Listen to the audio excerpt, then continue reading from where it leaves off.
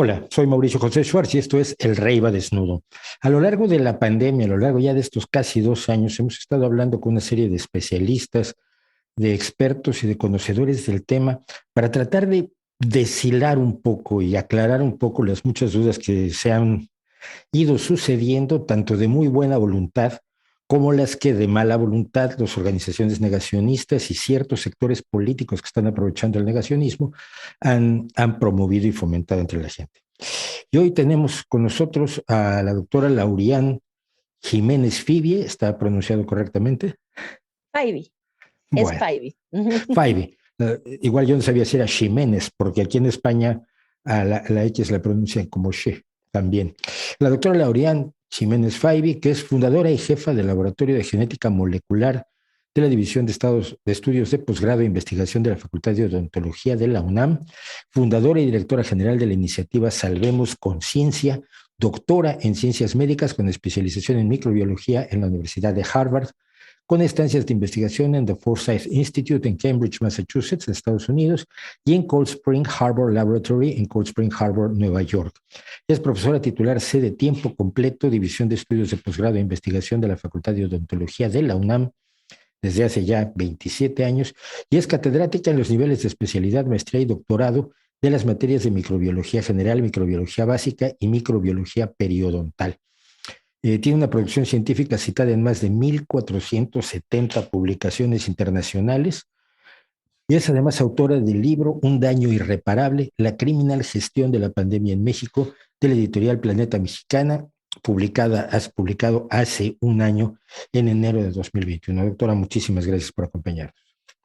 Al contrario, Mauricio, muchísimas gracias por la invitación. Un placer. Vamos a empezar por aquí. El problema de la gestión de la pandemia es que nadie sabía cómo gestionarla. Es decir, por lo menos esta es la impresión que nos da. Estábamos ante una situación completamente nueva, completamente original, y los gobiernos y los expertos no sabían. Esto es algo que utilizan además los negacionistas. ¿Por qué primero dijeron una cosa y luego dijeron otra? Chico, porque no sabíamos si la ciencia funciona de acuerdo a los datos, no tiene todas las respuestas como las tienen los charlatanes. Pero hubo gestiones, algunas que fueron consideradas mejores, otras que fueron consideradas peores. A 2 años del inicio de la pandemia, ¿cuáles son los parámetros que podríamos utilizar para determinar si una gestión desde el punto de vista gubernamental fue buena o no, independientemente de los errores humanos y de ignorancia que son evidentes, ¿no? Bueno, el punto final a esa pregunta, es decir, el punto, eh, ¿cómo podemos evaluar qué gestiones fueron mejores que otras? Cuando esta historia de la pandemia se termine de contar, habrá una y solamente una variable que nos permita determinar el éxito o el fracaso de diferentes gestiones. Y eso es cuánta gente se murió a consecuencia de la estrategia que en ese sitio se implementó para controlar esta crisis.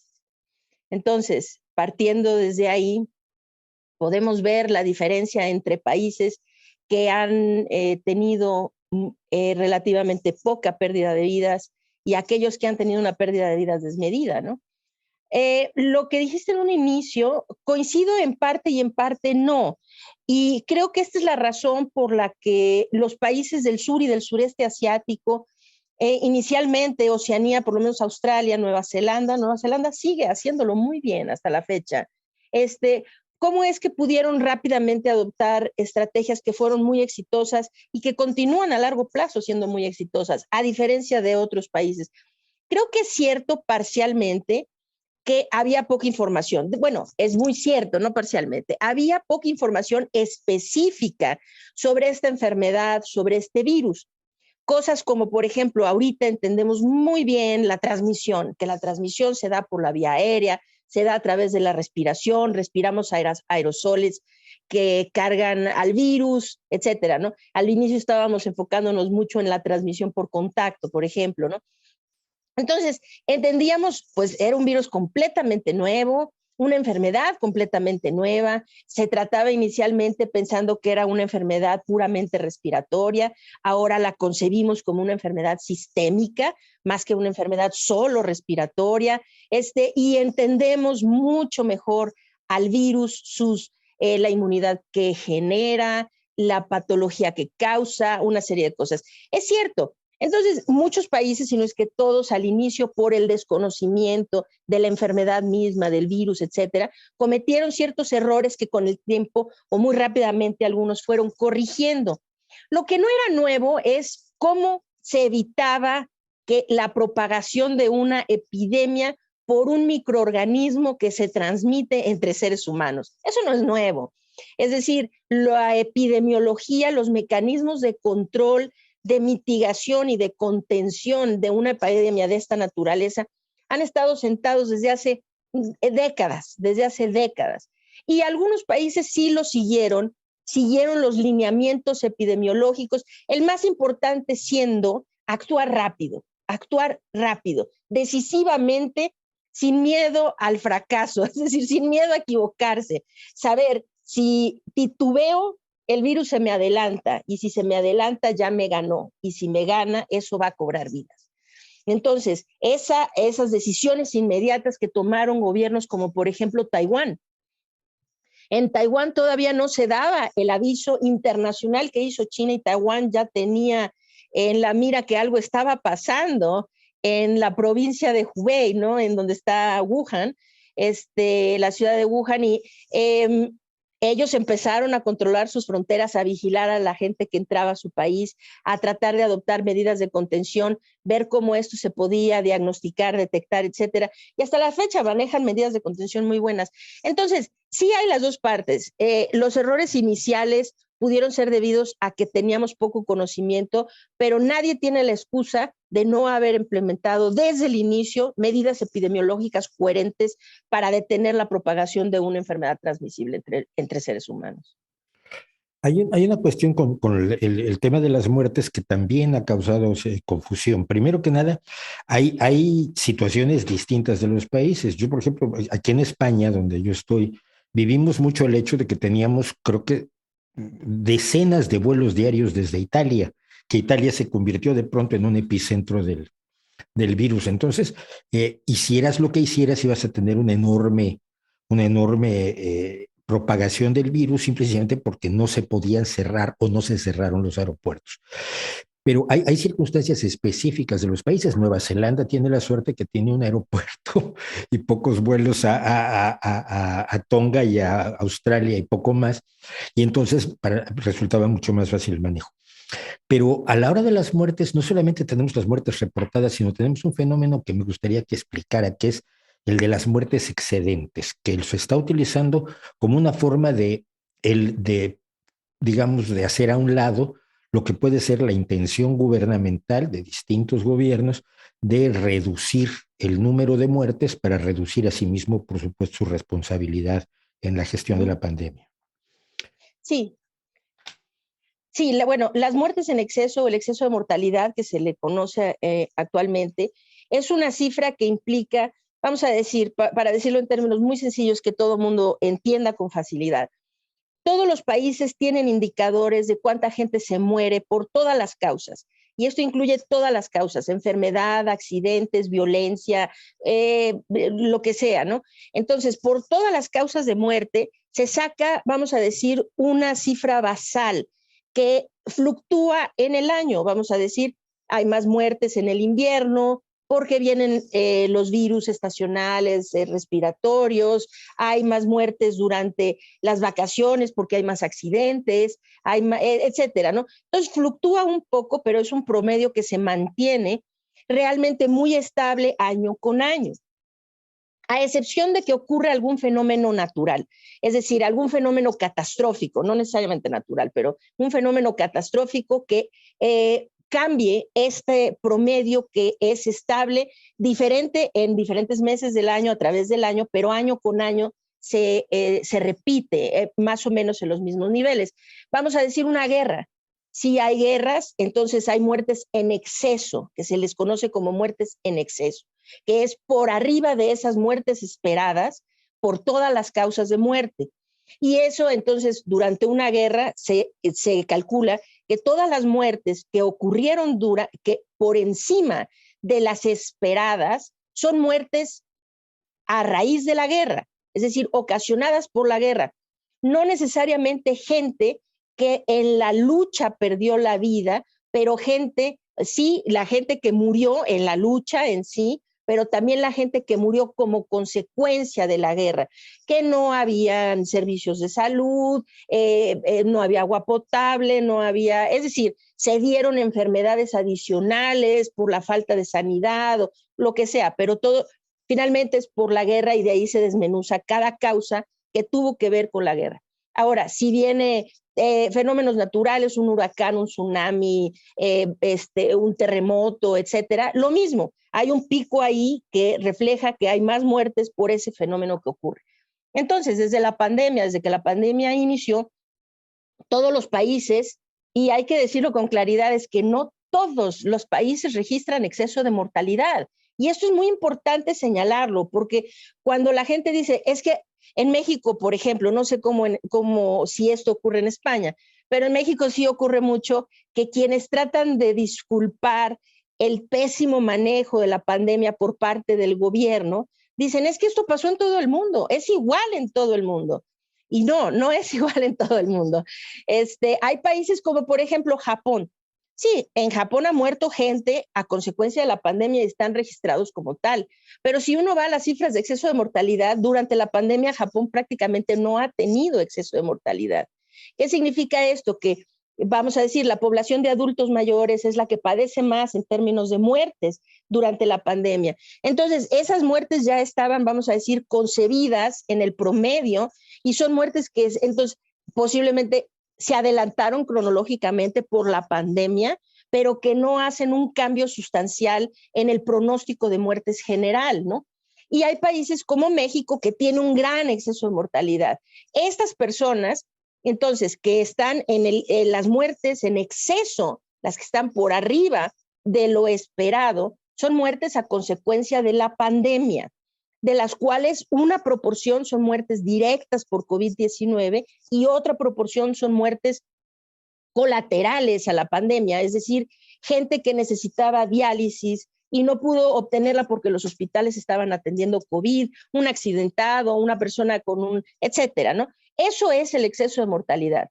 Y en ese sentido, los países europeos han tenido periodos de registro de gran exceso de mortalidad, pero en realidad, vamos a decir, el verano del 2020, en Europa casi todos los países, después de haber tenido su primera ola, que fue muy grave en la primavera del 2020, en el verano prácticamente no registraron exceso de mortalidad, es decir, sí tuvieron un periodo de gran disminución.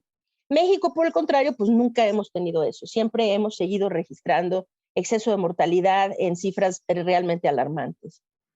Claro, ¿no? En el caso de España, esto evidentemente se debe a una sanidad pública que se vio desbordada y todos los especialistas médicos lo decían, y desafortunadamente aquí esto es importante, cuando sumamos ese exceso de mortalidad, los negacionistas que están desafortunadamente en el panorama, querámoslo o no, utilizan mucho el argumento de la baja letalidad del virus, que a mí no me parece baja cuando tenemos casi 6 millones de muertes directamente atribuibles al virus, más lo que ha causado ese exceso de muertes que son atribuibles a la pandemia, porque sin la pandemia las unidades de cuidados intensivos habrían estado disponibles, etcétera, etcétera. Entonces, la pandemia también ha matado ese exceso de gente, aunque no sea directamente por infección. Exactamente. Sí. Vamos al otro punto. Yo acabo de sufrir COVID-19, estuve 10 días con gripe, no tampoco, ni siquiera de las peores gripes, de esas de 40 de fiebre, donde uno tiene alucinaciones divertidas y todo esto. ¿Qué pasa? ¿No? Yo he tenido gripes absolutamente psicodislépticas, pero no, una gripe de estas pasables, casi un catarro, pues durante 10 días me hice test de antígenos, PCR, vamos, tenía yo COVID-19 y soy un adulto mayor, es decir, soy gente de riesgo. Lo comentaba yo con mis espectadores y me gustaría que usted lo abundara sobre ello. Si no tuviera yo 2 dosis de la vacuna más el refuerzo, Me vacunaron con AstraZeneca primero y luego 2 dosis de Moderna.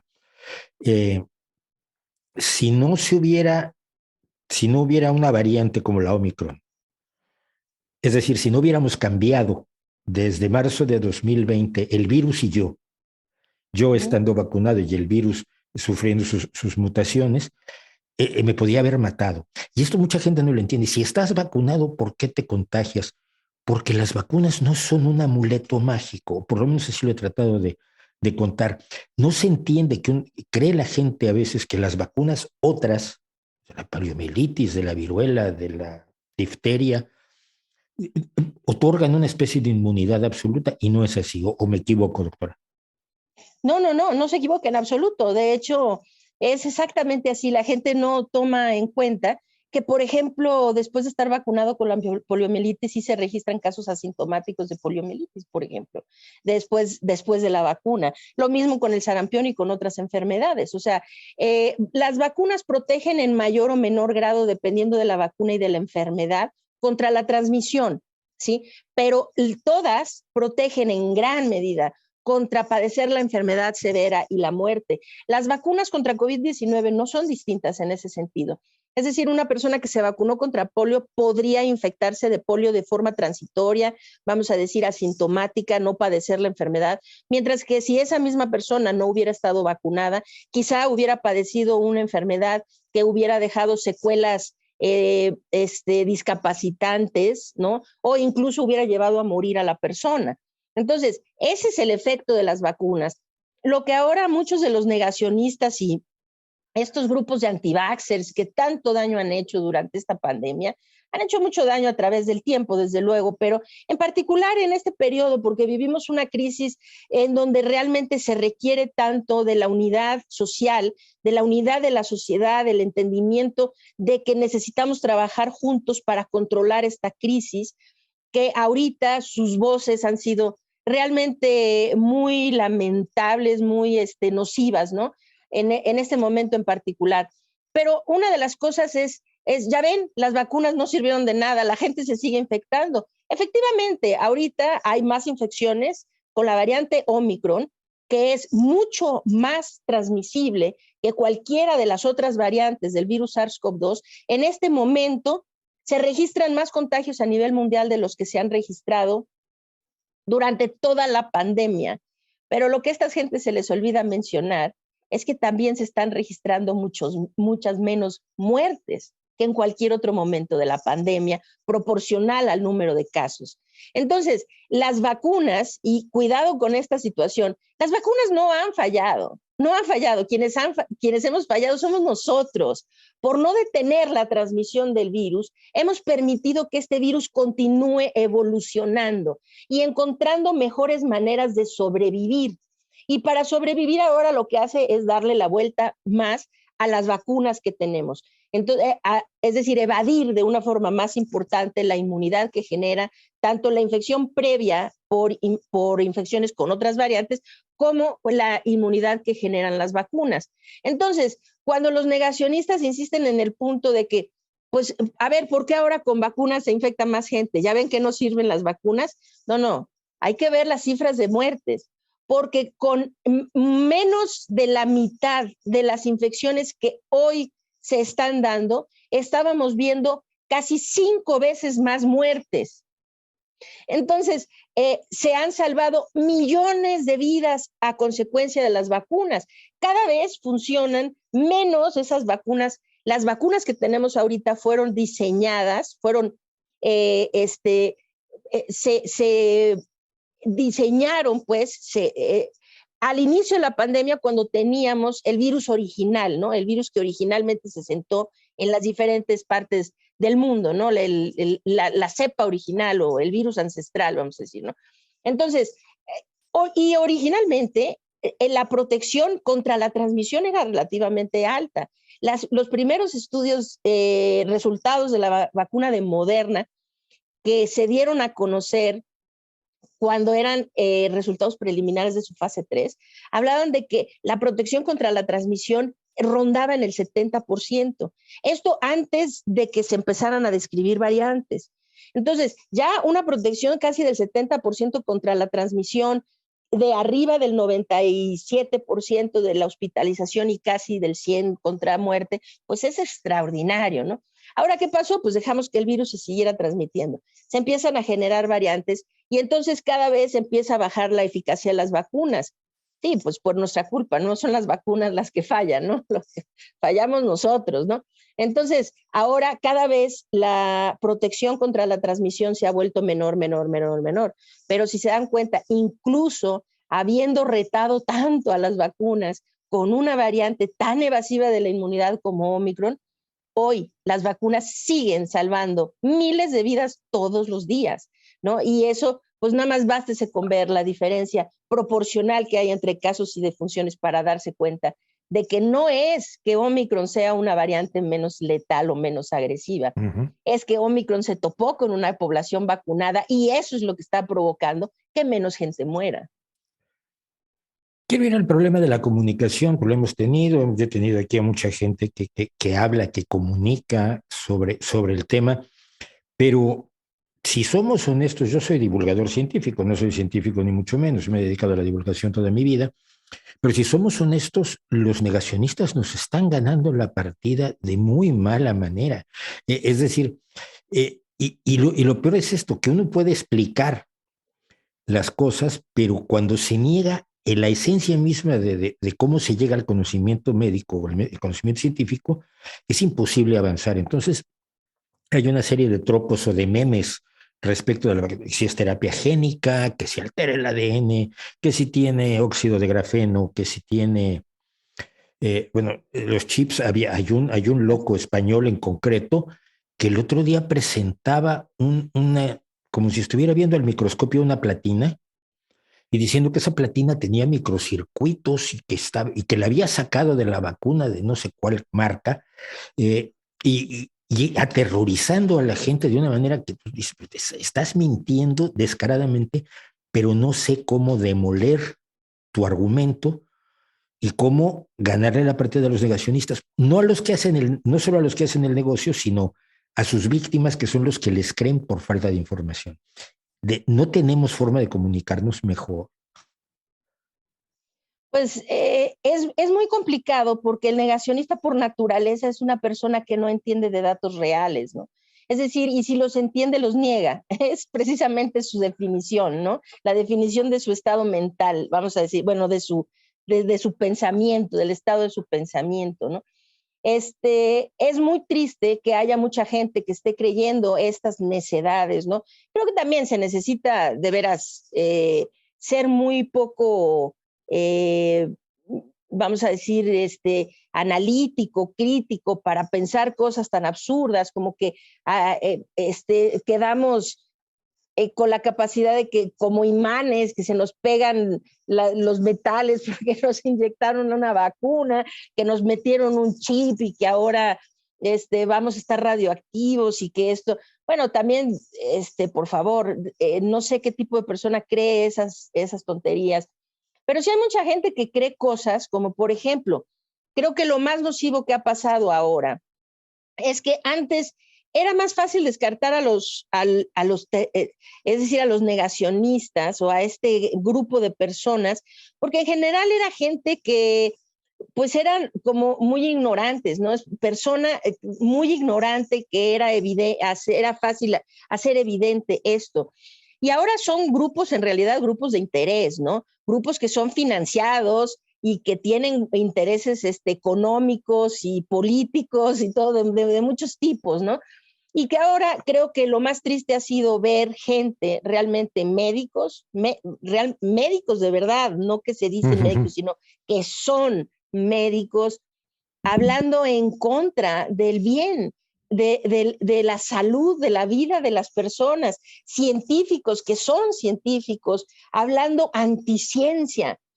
Esto realmente para mí ha sido un episodio completamente nuevo y muy lastimoso, creo, ver gente del mismo gremio que está causando tanto daño por la desinformación.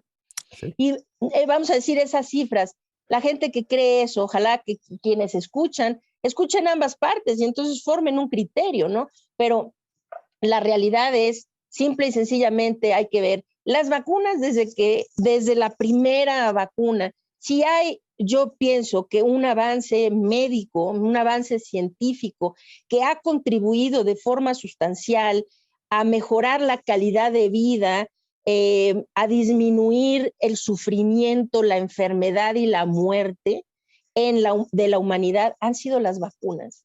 Es decir, nos moríamos de enfermedades de las que ahora prácticamente nos burlamos, ¿no? Es decir, enfermedades que ahora ya no representan algo grave para nosotros. Simplemente erradicar la viruela fue un avance impresionante en términos de cómo se erradicó por completo una enfermedad tan nociva y agresiva como la viruela. La polio iba para allá hasta que estos grupos empezaron a sonar más fuerte. Pero y ha regresado la polio. Y ha regresado la polio, sí. Lo mismo el sarampión. Es decir, polio y sarampión eran dos enfermedades que iban, si no erradicándose, por lo menos sí disminuyendo de una forma sustancial. Se tenía, de hecho, proyecciones de que polio podría ser erradicada igual que la viruela, y ahora esos planes han quedado atrás, ¿no? Por tanta gente que ha decidido impulsar este tipo de diálogo tan nocivo, negacionista y demás. Pero las vacunas han salvado millones de vidas, y eso ha sido así desde todas las vacunas. Y las de COVID-19, es que hay algo que en realidad molesta. Las vacunas contra COVID-19 no son sustancialmente muy distintas a cualquier otra vacuna de las que ya se han venido aplicando desde siempre. Ahora tenemos nuevas tecnologías para generar estas vacunas, pero es como todo, pues es el progreso.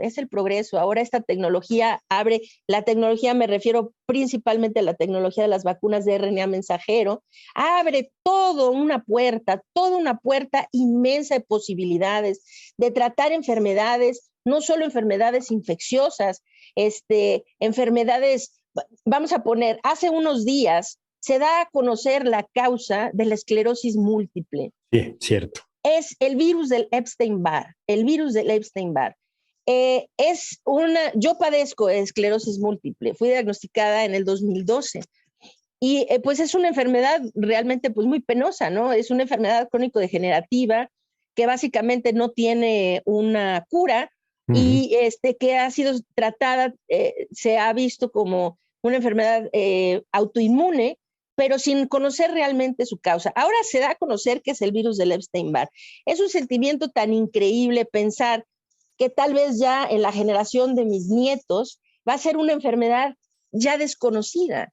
Gente que ya no, ¿por qué? Porque ahora a través de este tipo de vacunas, como las de RNA mensajero, de hecho se empieza a trabajar sobre eso ya, generar una vacuna contra la esclerosis múltiple, una vacuna contra el virus de Epstein-Barr, en donde ahora estas enfermedades que han llevado a tanta gente a tanto sufrimiento, podrían literalmente terminarse, ¿no? Entonces, es terrible que se haga esta narrativa en donde no son terapias génicas, no lo son, punto, no son terapias génicas.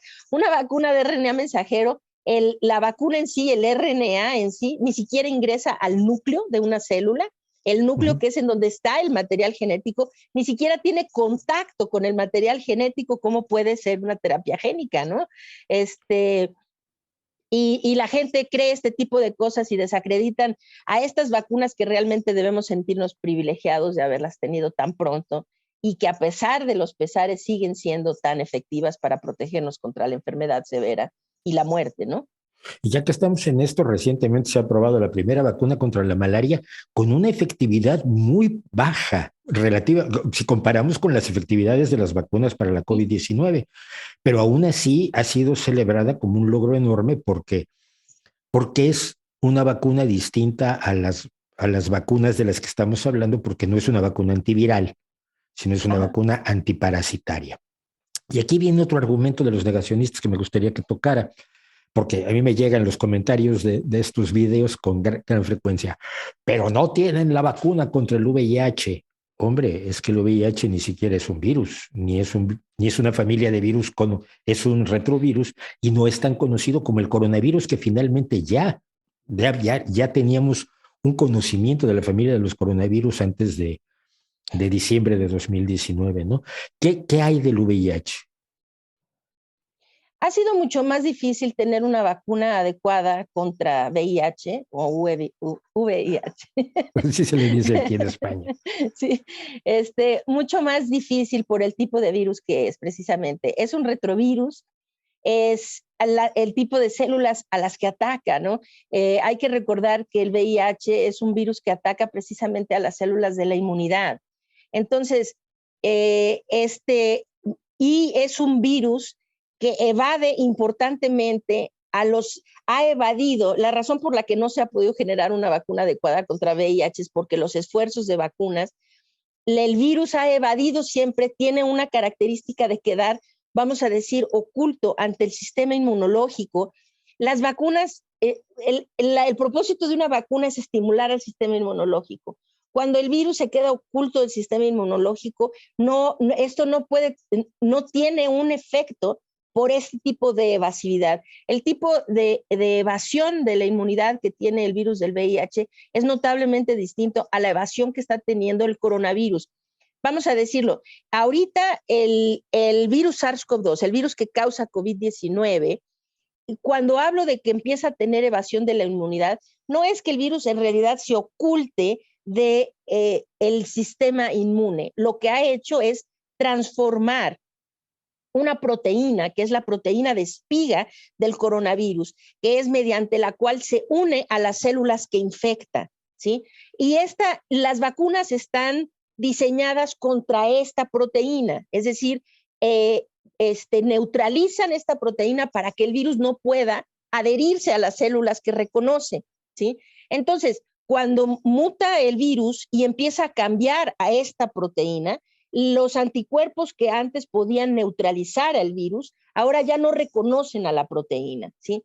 Es algo diferente, pero el virus del VIH se oculta del reconocimiento de las células inmunológicas. Entonces viene una vacuna mientras el virus está oculto y después esto se pierde, ¿no? Y el virus sale y entonces empieza a infectar. Es un mecanismo distinto de cómo evade la inmunidad. Pues no ha habido es decir, eso, contrario a decir es que decir algo malo contra las vacunas, esto nos debería llevar a entender el gigantesco privilegio en el que nos encontramos ahorita. La mayor parte de las vacunas que se desarrollan no llegan a buen término. Es decir, pasa por su fase preclínica y algo ocurre en donde ven que no hay seguridad, no hay buena eficacia, hay algún problema en el diseño y no pasan a fase clínica. Algunas en fase 1 o en fase 2 ni siquiera llegan a fase 3 porque no hay buena seguridad, porque no es suficiente su eficacia, por la razón que sea, ¿no? Y algunas en fase 3 quedan truncas porque la eficacia simplemente no fue la esperada, ¿no? Imagínense haber tenido, pero no una, 2, 3, es decir, tenemos más de 6 vacunas altamente efectivas para detener la enfermedad severa, para prevenir la enfermedad severa y la muerte por COVID-19, y esto se generó en el transcurso de un año. Esto, desde luego, tiene que ver con los grandes avances tecnológicos que tenemos ahorita en el campo de la tecnología de la ciencia, ¿no? Tiene que ver con esto, pero además, esto tiene que ver con alguna situación, ahora sí, si me lo permiten, de suerte. Se tuvo mucha suerte de que ya había sido estudiado que el virus que nos está atacando en la pandemia es un virus de una familia que habían sido estudiados durante muchas décadas atrás, es decir, y teníamos, vamos a decir, los estudios previos del SARS, del virus, o sea, el antecesor del SARS, vamos a decir, CoV-1, ¿no? De MERS, de otros coronavirus que son estacionales, que nos afectan cada invierno, cada temporada invernal, y ya se estaba desarrollando, tratando de desarrollar vacunas universales para este tipo de coronavirus. Se abrevó de toda esta experiencia que ya se tenía avanzada para poder generar de forma rápida vacunas altamente efectivas y muy seguras. Entonces, más que tirarles, deberíamos de estar increíblemente agradecidos de que tuvimos la fortuna de que no fue un virus tan complicado como el virus del VIH, en donde realmente no hay un avance sustancial para generar vacunas contra ese virus, esa enfermedad, y nos tocó un virus para el cual sí teníamos ya mucho aprendizaje previo, mucho estudio previo, que permitió hacer esto de forma muy rápida.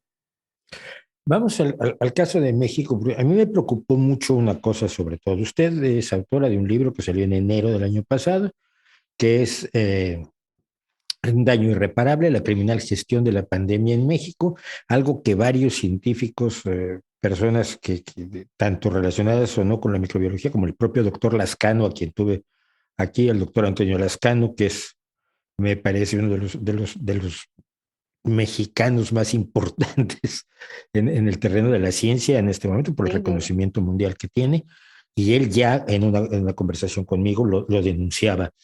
Hubo un problema, pero antes de entrar a qué ha pasado este año, después de un año de la publicación del libro, me preocupó una cosa que usted denunciaba en algunas entrevistas, y es que por este libro usted recibió amenazas. A ver, es un libro que trata, no, me imagino que no es un libro de intensa militancia política, sino es un libro hecho desde el punto de vista de la microbiología, ¿correcto? Es un libro de análisis de la gestión de la pandemia. No es desde luego, yo no tengo militancia política, nunca la he tenido en mi vida entera, sí. Pero de pronto la amenazan como se amenaza a disidentes políticos, que en México esto es totalmente común y corriente desde tiempo inmemorial, por lo menos desde que yo nací, sabía uno hasta dónde podía soltar la lengua y hasta dónde no. Pero esto me pareció a mí terriblemente alarmante. ¿Qué ha pasado con esto, doctora? Sí, pues sigue pasando, y de hecho en últimas fechas esto ha ido increciendo, es decir, desde antes del libro, está ocurriendo un fenómeno en México que creo que es un fenómeno muy, muy lamentable. Tenemos una división tan marcada ahora desde que está López Obrador como presidente, en donde hay todo un sector de la población que no es que sean seguidores o que sean afines a él, a su gobierno, son literalmente fanáticos. Es decir, es una adoración como de culto. Y entonces esto hace que se pierda de vista todo lo demás. Yo empecé a alzar la voz para hacer ver los errores que en México se estaban cometiendo con relación a la gestión de la pandemia, desde casi un año antes de que el libro saliera publicado. En el mes de mayo publiqué un artículo en el diario Reforma que se intituló El fiasco del siglo. A partir de ahí comenzaron los ataques, y eran ataques que iban desde esporádicos, no amenazas, vamos a decir, de muerte, sino básicamente ataques en redes sociales, algunos grandes nombres de los que siempre defienden al gobierno y que ya sabemos quiénes son, y todo eso, que fueron esporádicos, pasó, y de repente, porque digo alguna cosa o estoy en una entrevista y ahí dije tal cosa, pues vienen una semana o dos de bots que me atacan y qué sé yo, y ya. Eso no es tanto lo que preocupa. A medida de que el tiempo ha ido pasando, y sobre todo desde la publicación del libro, estos ataques han ido creciendo hasta un punto en donde temo por mi vida, ¿no? Es decir, esto ha ido creciendo al punto en que recibo amenazas directas. Nada más que salgas de tu casa te vamos a poner un balazo en la cabeza, amenazas, es decir, de todo tipo, para insultarme, para amenazarme de muerte. Y una cosa que preocupa y me preocupa mucho es esto. Es que la persona que me dice, lo que tú mereces es una bala en la cabeza, imagino que esa no es la persona que me va a matar, ¿no? Pero pasa lo siguiente. Lo que están ahorita generando, y son este grupo de personas que protegen al gobierno, al régimen actual, es decir, justificando cada falta, cada error, y pegándole al otro grupo, tratando de decir, nada de lo que pasa actualmente es culpa del gobierno actual, ¿no? Todo lo que pasa es culpa de los gobiernos previos. Esto nunca había pasado antes, o sea, cada gobierno era responsable de lo que pasaba en su tiempo, ¿no? Pero ahora no, ahora todo es culpa de otros gobiernos, nada es culpa del gobierno actual, ¿no? Y hay todo un grupo de personas que se dedican activamente a defenderlos, ¿no? y que las tenemos estas personas, que las tenemos bien identificadas, estas personas van a montar una campaña no solo de difamación en mi contra, sino es una campaña de odio. Es decir, por culpa de esa doctora, bueno, no se digna a llamarme doctora, me dicen dentista, odontóloga, la sacamuelas, la quitasarros, qué sé yo, ¿no? Pero entonces dicen, por culpa de ella la gente se está muriendo. Y entonces es la posverdad, ¿no? Es decir, sí. lo único que he tratado es como los negacionistas, ¿no? Decir, esa vacuna te está matando, cuando esa vacuna está salvándote la vida, ¿no? Y entonces yo he estado tratando de hablar a favor y la iniciativa Salvemos Conciencia ha tenido esa intención todo el tiempo de forma altruista, ayudar a las personas. Incluso los médicos en Salvemos Conciencia atendieron pacientes de forma gratuita durante muchos meses y fueron miles de pacientes atendidos a distancia durante la primera y segunda ola que se dieron aquí en México de contagios. Damos información, webinars gratuitos, toda una serie de materiales de apoyo informativos, y ahora es como la posverdad, por culpa de, vamos a decir, ella habló mal de la vacuna de CanSino, ella mató gente, entonces yo soy responsable de que la gente se esté muriendo. Yo soy quien dice mentiras, yo soy quien... Y entonces lo que hacen es generar una campaña de odio en donde se vuelve muy preocupante, porque yo entiendo que esa persona que le tienen pagada para proteger, para hablar bien del gobierno y estarlos defendiendo, no es que es además un servidor público, no es la persona que va a venir a matarme un día, ¿no? Pero ¿qué pasa del loco que sí le cree? ¿No? El loco Claro. que sí le cree y que es capaz de pararse afuera de mi casa a ver cuándo salgo, ¿no? Es muy preocupante que esto esté pasando en México realmente. Sí, es terriblemente alucinante. A ver, yo en grado mucho menor, el otro día comenté que la gente que se había vacunado con la vacuna Sputnik no podía entrar a la Unión Europea porque la Agencia Europea del Medicamento no ha aprobado todavía la vacuna Sputnik. Y entonces, bueno, hay un sujeto en Argentina que tiene una campaña contra mí, se supone que soy antivacunas, soy fascista, soy Así, todo lo peor del mundo por haber dicho un hecho real. La gente que se vacunó con Sputnik, si hoy te dan sí. una beca en Londres o en París o en Alemania, no puedes aceptar esa beca o ese empleo porque estás vacunado con Sputnik. Bueno, se ha ideologizado a tal grado que este señor dice que la vacuna rusa es comunista. No se enteró de que en 1989 cayó el régimen comunista en Rusia. Él sigue creyendo que es la Unión Soviética. Pero me alarma mucho. Antes de pasar a esto, quería yo hablar un poco del tema precisamente de Salvemos Conciencia. ¿Qué fue cómo empieza y cómo se está desarrollando esta organización y por qué lo hace usted? Bueno, porque sí, Salvemos Conciencia en realidad ahora está constituido legalmente como una asociación civil sin fines de lucro. En realidad empezó simplemente como una iniciativa y le pusimos ese nombre porque nos pareció simpático, ¿no?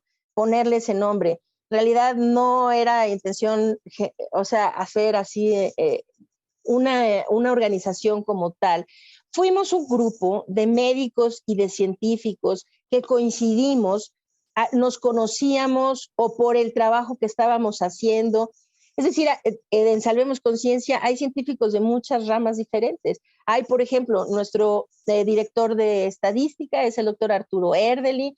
Él es doctor en matemáticas, es actuario, doctor en matemáticas, que es pero dentro de la ciencia, el doctor Alejandro Cano, que es un súper experto en aerosoles, en la transmisión de la enfermedad y apoya en esa parte con la difusión de eso. La doctora Ana María es odontóloga y es expertísima en la cuestión de las mascarillas es decir, tenemos, y muchos médicos, desde luego, el doctor Francisco Espinosa, el doctor Martín del Campo, el doctor Moreno, es decir, etcétera. Entonces, como que fuimos coincidiendo, nos fuimos conociendo.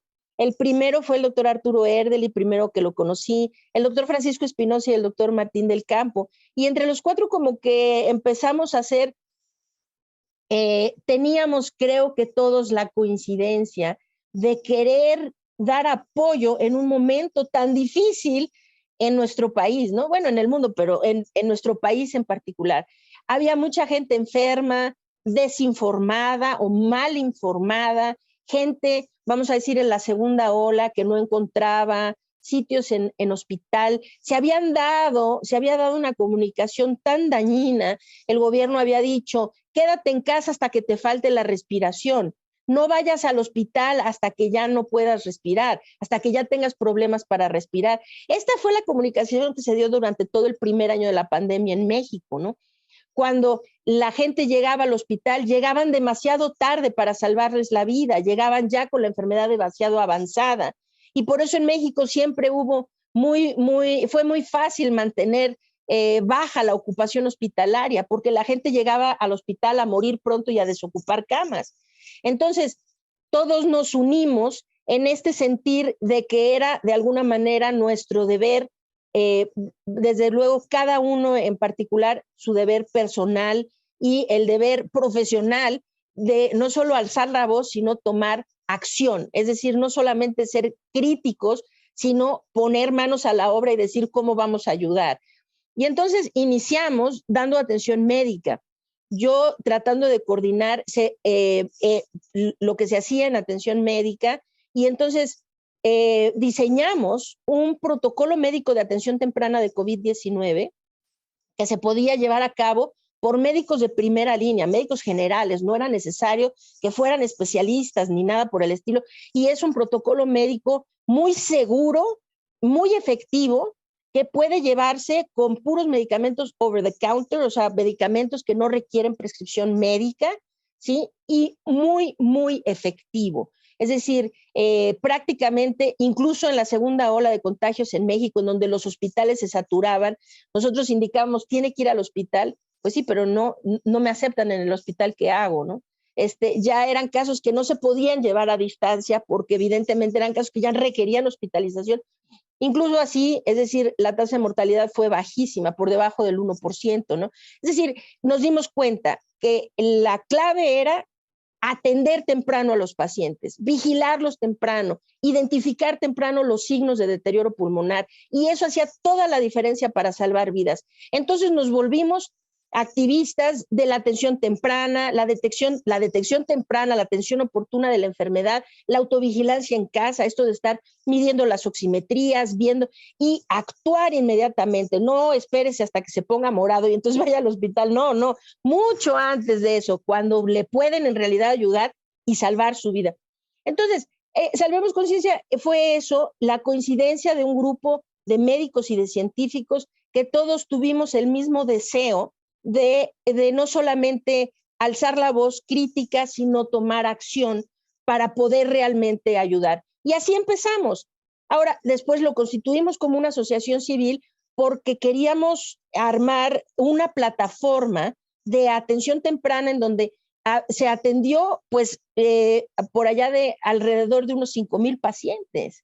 Es decir, no fueron pocos, es decir, se atendieron miles de pacientes.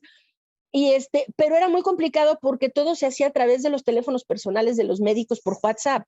Y entonces quisimos diseñar una plataforma de atención temprana en donde se pudieran llevar ahí los expedientes electrónicos y muchos más médicos se sumaran al esfuerzo para atender pacientes utilizando nuestro protocolo médico. Y esto, desde luego, pues requería dinero, requería financiamiento para tener esa plataforma digital y poder pues pagar los servidores y el desarrollo y lo que se necesitara para eso, y poder dar esa atención médica de forma gratuita, como siempre se hizo todo y se sigue haciendo todo de forma gratuita en Salvemos Conciencia. Entonces se constituyó como así. Doctora, pero lo que están haciendo ustedes es lo que debería estar haciendo el gobierno de México, es decir, sí, lo que están haciendo ustedes es lo que debería estar haciendo las instancias de salud pública que están en una situación terrible hasta donde yo sé, pero es lo que deberían estar haciendo. Y a cambio de que hagan ustedes lo que no está haciendo el gobierno mexicano, reciben amenazas. Esto es absolutamente alucinante. Alucinante por completo. Es exactamente es eso mismo del negacionismo, de la era de la posverdad. Es decir, vamos a decir ahora, una de las difamaciones que a mí más me ha dolido es estas personas afines al gobierno que se dedican a defender lo indefendible. Una de las cosas principales es que han querido golpear a Salvemos Conciencia. Y entonces tienen toda una teoría de conspiración en donde dicen es una ONG que lava dinero, ¿no? Ah, válgame. Pues yo con gusto haría pública todas las declaraciones para que vean qué pobre es Salvemos Conciencia. Es decir, Salvemos Conciencia es una AC que no tiene dinero, vaya, básicamente, ¿no? Que nunca ha tenido dinero, no tuvimos suficiente dinero para armar la plataforma, así de fácil, ¿no? Entonces, pero ahora dicen que, por ejemplo, la Fundación Mexicana para la Salud, FunSalud, nos hizo favor de darnos apoyo para recibir donativos a nombre de Salvemos Conciencia. Entonces aceptaron nuestro proyecto, este proyecto que es lo que hacemos, las labores que seguimos haciendo. Atención médica ya no estamos dando porque no pudimos armar la plataforma y para los médicos realmente era demasiado desgastante seguir haciéndolo por WhatsApp, ¿no? Entonces, claro. Pero seguimos dando webinars gratuitos, damos información, tenemos una página de internet. Todos los días, a través de la página de Salvemos Conciencia, se dan las cifras que el gobierno ya no quiere dar. Cómo va avanzando la vacunación, cómo está el exceso de mortalidad, cuáles son las cifras de cada día en los estados de la República. Esta es información que el gobierno, pues hay una base de datos, pero no la analiza como para digerírsela a la población, nosotros sí lo hacemos, etcétera, etcétera. Pero bueno, no tenemos reconocimiento como donataria, desde luego, ¿no? Porque pues somos una C que se acaba de constituir y así. Entonces, FunSalud nos ha hecho favor de hacer este servicio en donde ellos aceptaron nuestro proyecto y entonces la gente que quería donar a Salvemos Conciencia podría donar a través de FunSalud, ¿no? Y ellos emitir los recibos deducibles de impuestos, qué sé yo. Y entonces hacen que empiezan a difamar como que es, como hay muchas personas de farmacéuticas y demás que están involucrados en FunSalud. Salvemos Conciencia no tiene nada que ver con FunSalud. Es decir, nosotros les pagamos a ellos por hacernos ese servicio. Ellos nunca nos han dado un centavo, un centavo, nunca. Y entonces, bueno, arman todo esto y entonces la verdad es que sí es muy desmoralizante de repente que se arme de que sí, que Salvemos Conciencia tiene algo ahí oscuro detrás, cuando la intención todo el tiempo ha sido solamente apoyar a la población, ¿no? Y en lo personal, pues lo mismo. Hemos sido todos atacados, sin duda, pero curiosamente del grupo hay mujeres que están en el grupo, desde luego, tras bambalinas, haciendo cuestiones de las redes sociales y de apoyo para hacer material didáctico y una serie de cosas, pero de quienes damos la cara y somos parte de Salvemos Conciencia, soy la única mujer. Y curiosamente, o sea, soy la más atacada de todos, ¿no? O sea, qué raro, sí, qué inesperado, cosa, sí, loquísima. Qué sorprendente. Desde que publicó su libro, durante este año, ¿cómo ha sido la gestión de la pandemia en México? Sí, bueno, lamentablemente no se ha aprendido nada. Es por el contrario, creo que los errores se han ido profundizando. El error principal, creo, el más imperdonable en la gestión de la pandemia en México ha sido nunca corregir el rumbo. Es decir, como dijimos al principio, quizá un error al inicio porque no había suficiente información, porque se creían cosas que después se demostró que no eran tales o que eran distintas. Todo eso hubiera sido perdonable. Esos errores iniciales por falta del avance del conocimiento en ese momento, ¿no? Siempre hubiera sido perdonable siempre y cuando se rectificara, ¿sí? Aquí en México lo que se ha hecho es seguir una estrategia que, según palabras del subsecretario de Salud, Hugo López-Gatell, es una estrategia que se sentó en nuestro país en enero del 2020. Y dice, esa estrategia se sentó desde un inicio y es la misma que vamos a seguir hasta el fin de la pandemia, ¿no? Entonces, y dicho y hecho, es lo que ha hecho. Es decir, dijo, vamos a contar casos solamente hasta que empecemos a tener transmisión comunitaria. Y después ya no vamos a contar casos porque ya no tiene caso contar los casos, ¿no? Entonces, lo que hizo el doctor López-Gatell es literalmente dejar que la pandemia corriera y que la gente se infectara y hacer caso omiso de que, hacer de cuenta que no era importante que hubiera contagios masivos en las comunidades en México. Nunca se hizo un esfuerzo por determinar en dónde estaban los contagios, para procurar hacer un esfuerzo de contención en donde los brotes existieran, para contener la transmisión del virus. No, México es uno de los países que ha hecho menos pruebas de todo el mundo, de todo el mundo. Es vergonzoso ver esas gráficas en donde países realmente con muchos más problemas económicos que México, como Guatemala, como Bolivia, vamos a decir, ¿no? Con sistemas de salud y gubernamentales más precarios que el de México, han hecho más pruebas que México, ¿no? No puede ser posible. Entonces, México prácticamente no hace pruebas. Las instrucciones que se dieron desde el principio fue solamente hacer pruebas a los casos con síntomas, y de esos solo 1 de cada 10. Esa es la instrucción del doctor López-Gatell. Entonces, nuestra base de datos de casos de infecciones por COVID-19 no contiene un solo caso asintomático, ni uno. Es una fantasía. Sí, claro, es una fantasía absoluta. Es decir, es una base de datos en donde no hay un solo caso asintomático. Es decir, la base de datos en todas partes, vamos a decir, se hace búsqueda, como en las escuelas. Para mantener las escuelas abiertas, pues hacen alguna rutina de vigilancia de contagios dentro de la escuela, que incluye hacerle pruebas a los chiquitos, ¿no? O al plantel en general, maestros y alumnos y demás. Claro, ahí cuando se obtienen casos positivos, casi siempre son casos asintomáticos. Se descubren durante la vigilancia. Y entonces sabemos cómo son los contagios en las escuelas. No sé, Escocia, por ejemplo, hizo un programa extraordinario de vigilancia y nos dimos cuenta que si no hay mucho cuidado, las escuelas sí pueden volverse focos importantes de contagio para el resto de la comunidad. Pero ¿cómo lo supimos? Lo supimos porque se hicieron muchas pruebas dentro de las escuelas y la mayoría de los casos son asintomáticos. Pero entonces, pero a ver, eso va a las bases de datos. Las bases de datos en todo el mundo incluyen personas con síntomas, sin síntomas, con síntomas graves, leves y de todo tipo. Aquí en México, solo la base no tiene un solo asintomático. Es una locura. Entonces, bueno, finalmente, ¿cómo ha sido este último año? Pues ha sido, creo que ha sido peor que incluso los 2 años, que el año anterior, ¿no? ¿Por qué?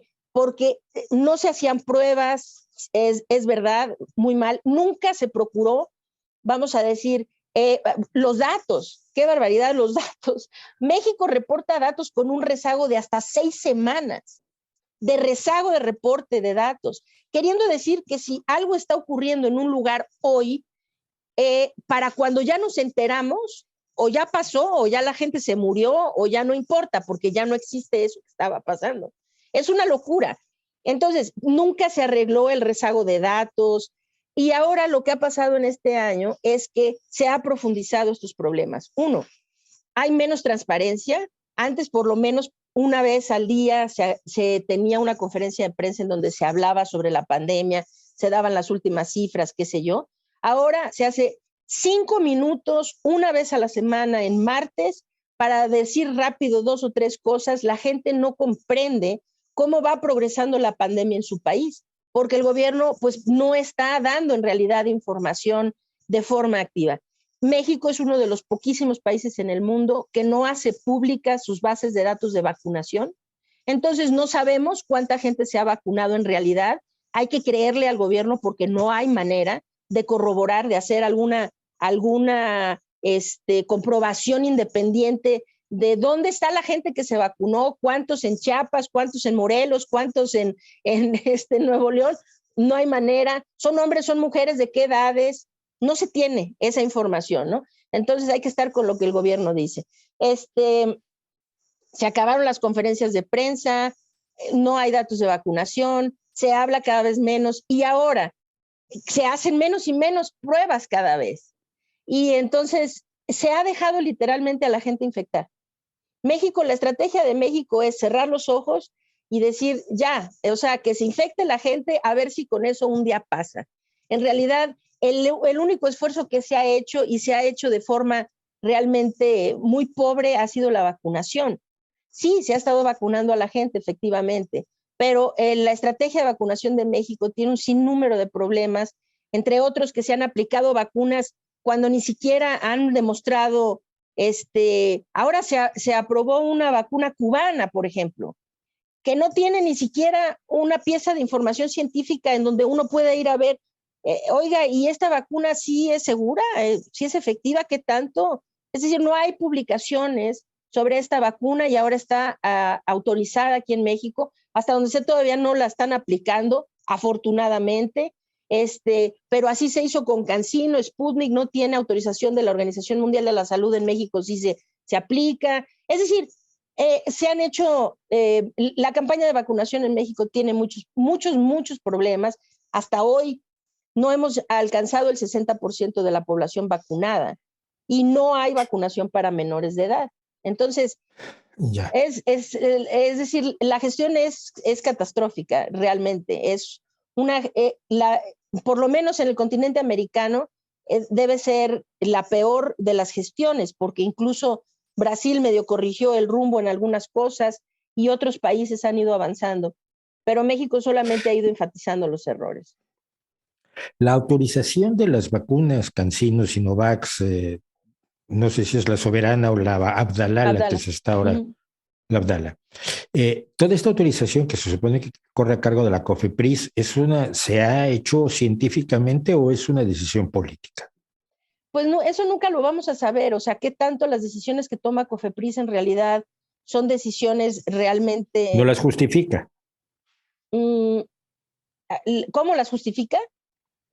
Sí, que si las justifica científicamente con estudios, esto lo estamos decidiendo por esto. No, o sea, no hay información abierta de por qué autorizaron la vacuna Abdala, porque es muy buena vacuna. Sí, pero ¿y los datos dónde están? No hay datos, es decir, no tenemos acceso a los datos que dieron o que se tienen de esa vacuna para haber COFEPRIS autorizado. No es, vamos a decir, una evaluación que se haga pública, abierta y transparente, como para que uno entienda por qué sí o por qué no autorizan tal cosa. No, simplemente se dice que se autorizó y ya. Es absolutamente desolador. No quisiera yo acabar en un tono demasiado negativo, pero este es un punto que yo quería tocar. Obviamente yo he estado en contacto con el doctor Lascano, he estado en contacto con la doctora Xoconostle, he estado en contacto con el doctor Altamirano del Instituto de Óptica. Son tres científicos mexicanos del más alto nivel que han sido perseguidos por la directora del Consejo Nacional de Ciencia y Tecnología, María Elena Álvarez Bullar-Roses. Y yo desde 2018, antes, cuando López Obrador anunció que nombraría a María Elena si ganaba las elecciones, yo emprendí una campaña para decir, cuidado, porque esta mujer es peligrosa, es una persona que retuerce la ciencia por motivos ideológicos o de creencias.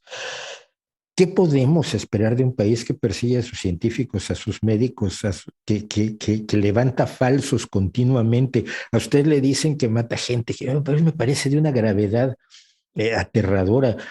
Al doctor Altamirano se le acusó de acosos del trabajo que luego se demostró que eran falsos. A la doctora Xoconostle se le dijo que se había abierto una investigación que nunca se abrió en realidad para quitarla de su puesto como primera directora de un instituto de investigación en Yucatán. Con el doctor Lascano no han podido porque es quizás demasiado relevante, pero han intentado golpearlo por todos lados. ¿Qué clase de país es aquel que persigue a sus científicos, a sus médicos, a quienes hacen las cosas y con qué los piensan sustituir? ¿Tiene usted alguna idea, doctora? Porque yo ya no la tengo. Pues es un país que sin duda no va hacia un futuro promisorio, ¿no? Un país que hace eso porque no se está haciendo solamente desde la parte académica y científica. Esto está ocurriendo también en la parte cultural. ¿Y qué pasa con un país sin cultura, un país sin ciencia, un país sin academia en realidad? Pues es un país que no va hacia ningún futuro positivo, ¿no? Es decir, estas son las partes de la sociedad que dan que permiten que una sociedad progrese.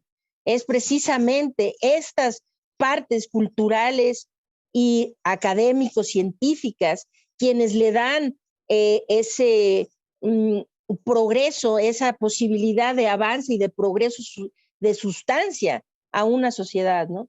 Y cuando esas dos partes en particular han sido tan descuidadas, y ahora no solo descuidadas, sino es un ataque frontal, ¿no?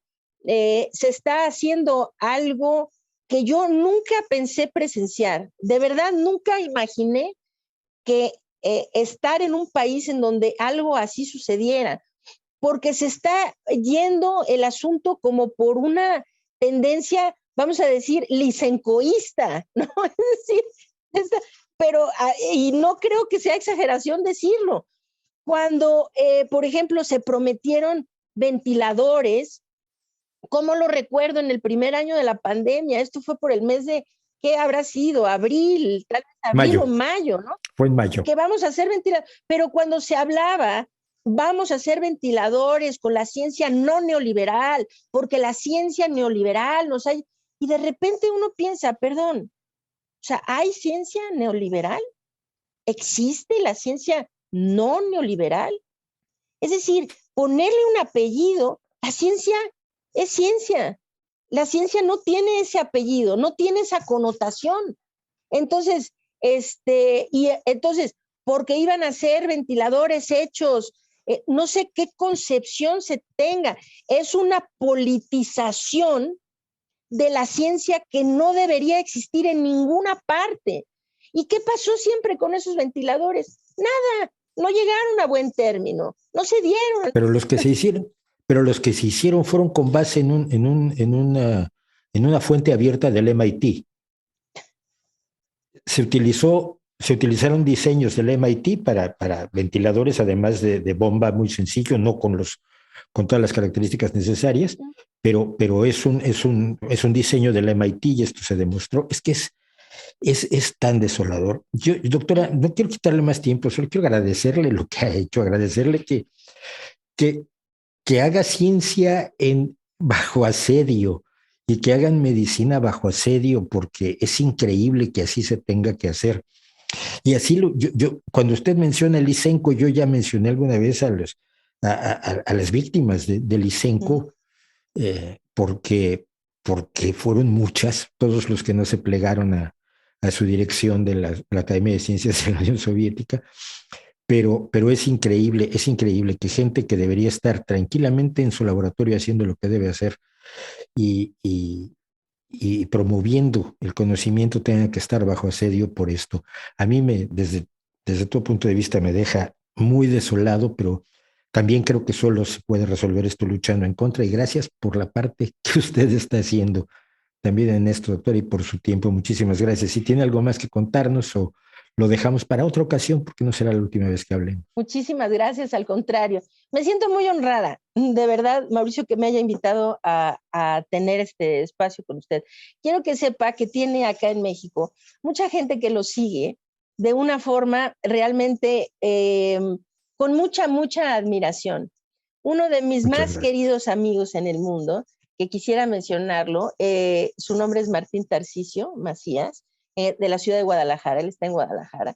Escucha sus videos él y su esposa mientras desayunan y todo el tiempo dicen, no, es que este hombre de veras que es sensacional, ilustradísimo, qué persona, qué mente tan sabia y todo eso. Y ahora que venía yo a estar en su programa, no se la acababan. ¡Qué barbaridad! Entonces, nada más quiero que sepa que me siento muy honrada de que me hubiera invitado a estar en su programa y esperemos sin duda que no sea la última. Le mando un agradecimiento, un abrazo por el trabajo que hace también usted. Muchísimas gracias, la doctora Laureán Jiménez Faibi. Doctora Laureán Jiménez Faibi, muchas gracias por estar con nosotros. Hay cosas que no quisiera uno ni siquiera tener que contar. Son las historias que como periodistas no queremos contar, pero también son las historias que tenemos que contar. Mientras estén pasando cosas así, están perdiendo espacios todas las formas de conocimiento en todo lugar.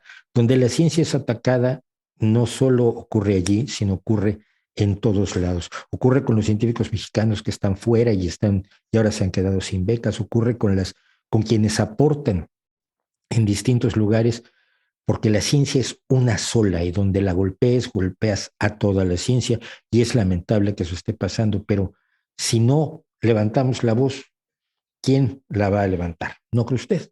Muchas gracias por acompañarnos.